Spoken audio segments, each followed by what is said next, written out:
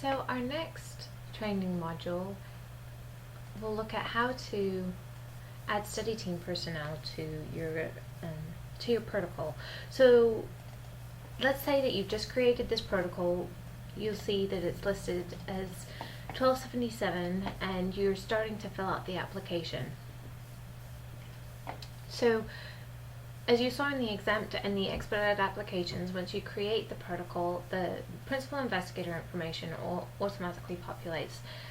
But let's say, for instance, that you wanted to add an additional investigator. You would go ahead, if they're already listed in the system, you would go ahead and add other investigators here by clicking on the Add button. Now let's say that, for example, I'm just going to add myself. If you type in their last name, their first name, or if you happen to know their user ID, you can also find them this way.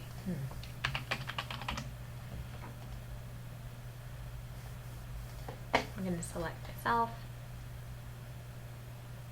as an investigator, and again you'll see that some of the information populates, but there will be some information that you have to complete yourself. So like the UMKC faculty staff status, the type of investigators, we're going to say that we are a sub-investigator, and whether the study is required. And if it is required, we're going to go in and indicate the city training date as well as the type of city training. And then you just click on save, and you'll see that now I'm listed as an investigator. Now let's say, for example, you wanted to add an investigator who is not currently in the system. What you would do is actually go down to other personnel down here and click on add.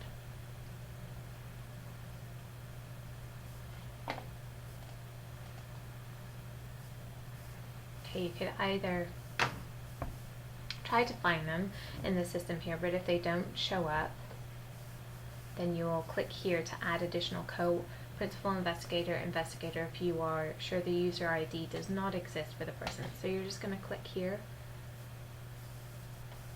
and that's basically going to open this information so that you can actually type in their name with their email address, and that will create a